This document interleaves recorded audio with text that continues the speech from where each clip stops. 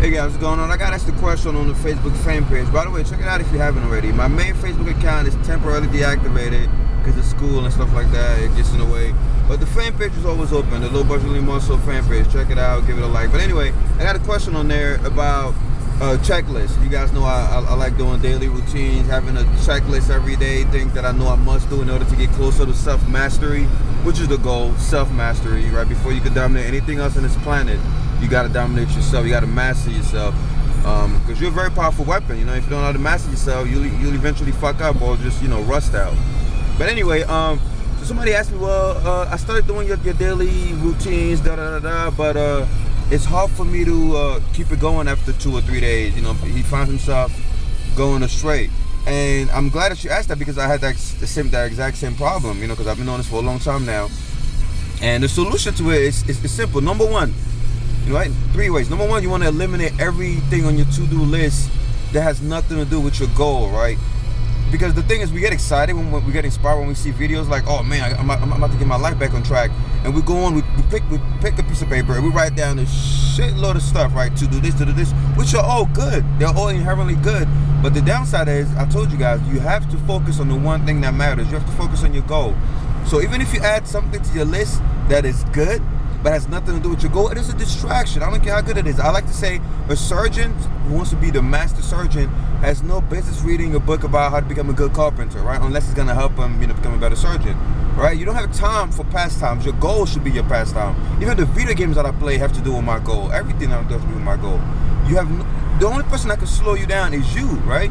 You decide what's going to slow you down, what's going to help you go faster. So look on your to-do list and eliminate the stuff that doesn't really matter. Just because it's good doesn't mean it belongs on your to-do list, right? That's number one. Cut it down to only the things that really contribute. Number two is, you want to, what was number two? Fuck, man, I'm forgetting and shit. Number one, eliminate to-do. Number two, remove. That has nothing to do with your to-do list. It's actually outside of that. Number two, you want to remove everything in your environment that does not inspire you. I like telling people, place in front of you only the things that inspire you, right? So people go ahead and put things that inspire them around their bedrooms, posters, whatever, which is great. But also go around and remove the things that do not inspire you. It has no business being there, you know? It's just like rule number one, right?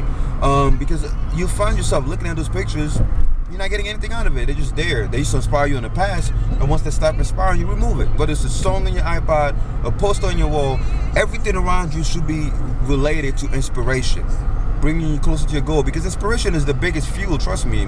Inspiration, motivation, without that you can't do anything. It doesn't matter how much big your dream is, you need to find a way to stay inspired. And the only way to stay inspired is, number one, put the things that inspire you in front of you, and number two, remove the things that don't inspire you. Very short and simple. And number three, last and not least, is when you have a to-do list and you have a daily checklist, that is great, that is awesome, right? You're getting somewhere. But after 1 or 2 days, take time off, right? That's one thing I realized. It's just like bodybuilding. You will burn out. It's like the mTOR, you know, pathway. You have to reset that bitch.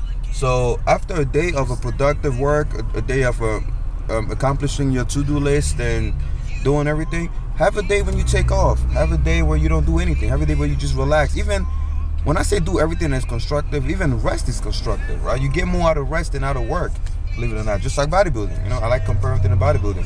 You grow when you're recovering, not when you're doing shit. So after a day of hard work, a day of doing your daily routine, take some time off. The next day, you know, let it be a free-flowing day. Just have fun. And then on the third day, go back. You know, find ways to, like, you know, cycle everything. It's all about balance. You're gonna burn out if you try to do your daily routine every single fucking day. All right? Hope this video helps. I'm going to the gym. Dominant discipline direction. Like the video, share it with your friends, and let's make this world a better place, man, because it's kind of fucked up.